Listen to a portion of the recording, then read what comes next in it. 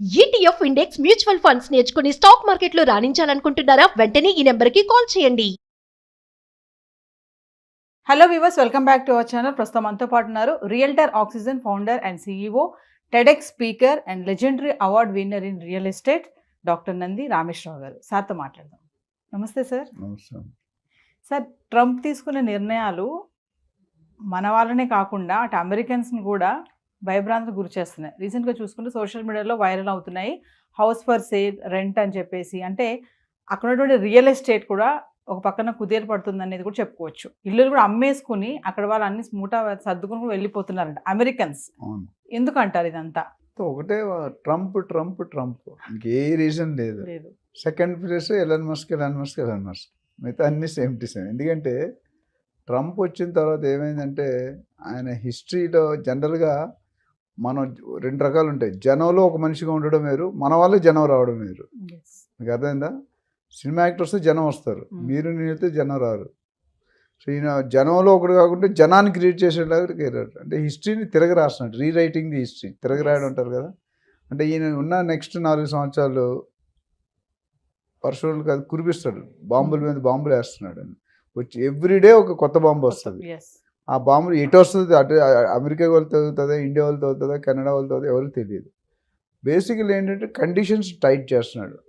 అంటే ఆయన కంట్రీ ప్రకారం ఆయన ప్రెసిడెంట్గా పద్ధతి కరెక్టే ఆయన వరకు. ఈ మన కంట్రీ కూడా మనం సెల్ఫిష్ ఉండాలి. బట్ అట్లానే మిగతా వాళ్ళని ఇబ్బంది పెట్టకూడదు కదా. ఇక్కడ మనం గత 10-15 వీడియోల్లో మాట్లాడుకున్నాం. లాటరీ సిస్టమ్ తీసాడు, వీసా సిస్టమ్ తీసాడు, బర్త్ టూరిజం తీసాడు, పార్ట్ టైం జాబ్స్ తీసాడు, illegal immigrants, government employees buyout అని 8 months శాలరీ పెట్టాడు. ఇంకా వాళ్ళకి అన్ని పక్కల క్లోజ్ చేస్తే దారిలో ఉన్న ఒకటే దారి ఎగ్జిట్ అవ్వడం.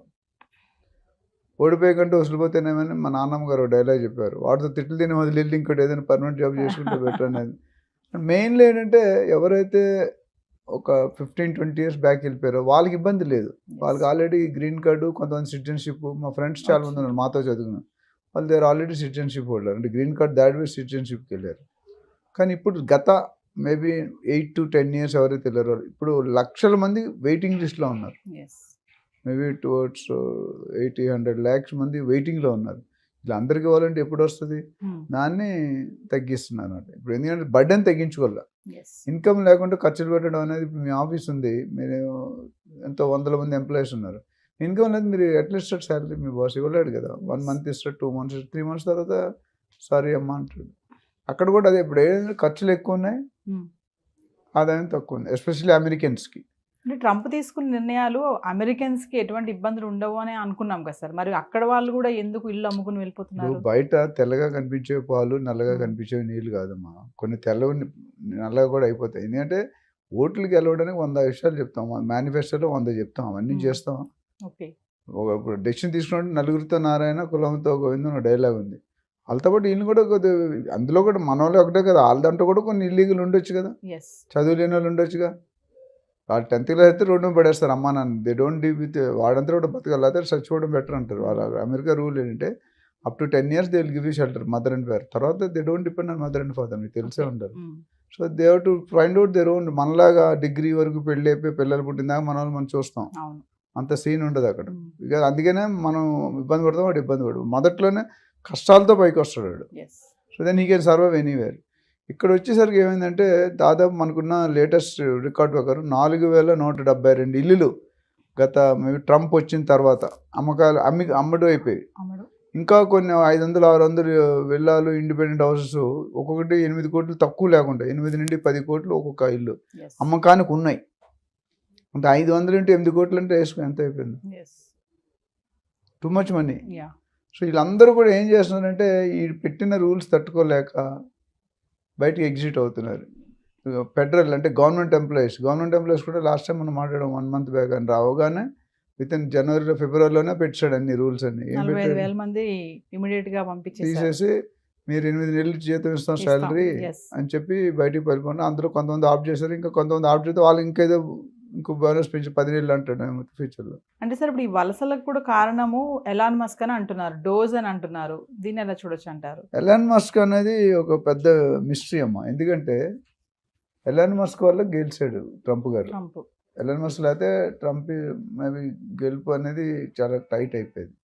బట్ ఇక్కడ వచ్చేసరికి ఏమైందంటే ఎలాన్ మస్క్ ఈవెన్ విస్తృతమైన పబ్లిసిటీ చేశాడు. Twitter Yes. కొనేసాడు, ట్విట్టర్ మీద మొత్తం బాగా he has spent his personal time. ప్రతి నిమిషం 1,000 కోట్ల ఇన్కమ్ వస్తుందండి. One of the top rich person in the world. అతి తక్కువ టైంలో దాని వచ్చేసాడు. టెస్లా కానీ, స్పేస్ ఎక్స్ కానీ, అండ్ ర్యాకెట్ అన్నీ పెడుతున్న కంపెనీలు. సో డోజ్ అంటే ఏంటంటే ఈయనకి అడ్వైజర్గా పెట్టారు. అంతమంది ఇద్దరు పెట్టారు, వేరే వాళ్ళని తీస్తారండి. మళ్ళీ ఏదో క్లాస్ వచ్చి రామస్వామిని తీసేసినట్టున్నారు. Yes. మళ్ళీ డిపార్ట్మెంట్ ఆఫ్ గవర్నమెంట్ ఎఫిషియన్సీ అంటే గవర్నమెంట్ పనితీరుని అబ్జర్వ్ చేయమని పెట్టాడు. మనకి మన ఇండియన్ గవర్నమెంట్ పొలిటికల్ అబ్జర్వర్స్ అని ఉంటారు. కాంగ్రెస్కి వేరు, బీజేపీ వేరు అట్లా. అలాగే అక్కడ మొత్తం అమెరికన్ కంట్రీకి ఈయన అబ్జర్వర్గా పెట్టాడు. అంటే ఎక్కడైతే తప్పులు జరుగుతుందో అక్కడ pick and choose and Yes. పంపించడం. అందులో ఈయన ఎక్స్పర్ట్.